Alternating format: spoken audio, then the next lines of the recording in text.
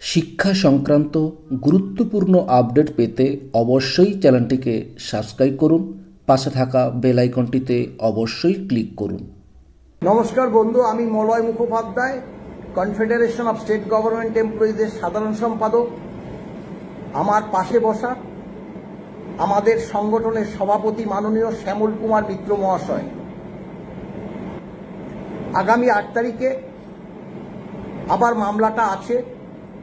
সেই দিন কি কারণে হয়নি সেটাও আপনারা জানেন, তবে মাননীয় বিচারপতি সঞ্জয় কারোল মহাশয় নিজ মুখেই বলেছেন যে আগামী 8 তারিখ সোমবার দুপুর 2টো থেকে তিনি মামলাটা শুনবেন। এই বার্তাটাই আমরা পেয়েছি। তার পরবর্তী কালে অর্থাৎ গতকাল একটা অর্ডার বেরিয়েছে সুপ্রিম কোর্ট থেকে। সেখানে পরিষ্কার বলা আছে যে 8 তারিখ 2টো থেকে মামলাটা মাননীয় সঞ্জয় কারোল এবং মাননীয় প্রশান্ত কুমার মিশ্রের বেঞ্চ শুনবে। তবে তা order of the honourable chief justice of India, অর্থাৎ ফাইল মাননীয় Sanjay Karol chief justice of India কাছে তিনি পাঠিয়েছেন।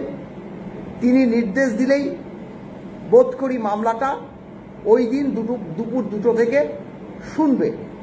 এখন সেটা আমাদের নজর আছে, যদি দুপুর 2টো থেকে 8 তারিখ মামলাটা ওঠে তাহলে তো বাস্তব এটা যে মাননীয় চিফ জাস্টিস অফ ইন্ডিয়া মামলাটি শোনার জন্যই মাননীয় বিচারপতি সঞ্জয় কারোলকে নির্দেশ দিয়েছেন।